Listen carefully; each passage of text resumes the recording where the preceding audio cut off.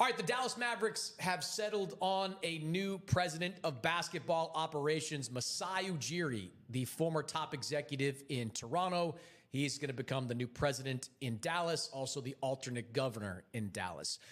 This was a two-man race over the last week or so with Masai Ujiri and Dennis Lindsay, now an executive in Detroit, as the two frontrunners. There was some internal chatter about maybe giving Matt Ricciardi and Michael Finley, the co-general managers, in the aftermath of Nico Harrison getting fired, maybe giving them the opportunity to have a full season. But ultimately, Patrick Dumont, the team governor, settled on Masai Ujiri. And this is the exact kind of executive that Patrick Dumont is looking for. As I've reported during this process, Dumont wanted to go big game hunting with this hire. He wanted someone with a resume. He wanted someone with a name. Some of the guys he prioritized early: Sam Presti in Oklahoma City, Brad Stevens in Boston, Bob Myers, who spent years running the Golden State Warriors. These are big names, big salaries, big resumes.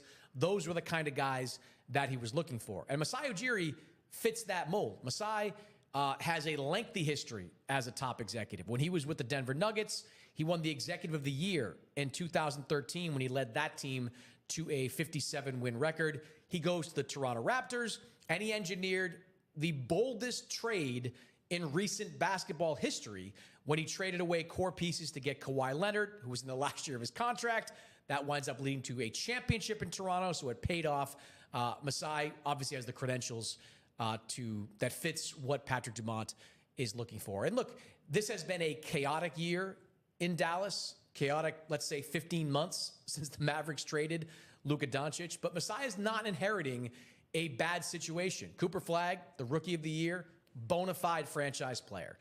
They've got 2 first-round draft picks in this draft, including one that's going to be in the lottery. This draft is widely regarded as one of the best drafts we've seen in years. So there's an opportunity here for Masai to turn this team around pretty quickly with the assets that they have.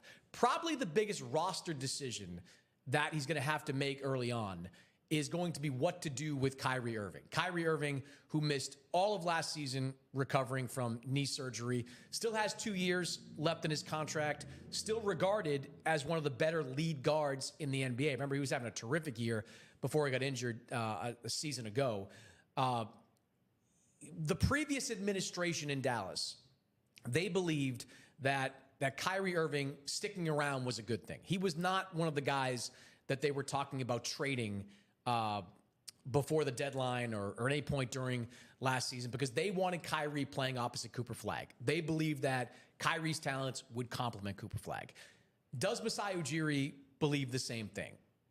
Or does he believe what you can get back in return for Kyrie Irving could be more valuable to this team in the long term? I think Kyrie still has value on the open market. Having 2 years left in his contract, last year being a player option, is valuable to some teams. He's a scoring guard. He's got championship experience.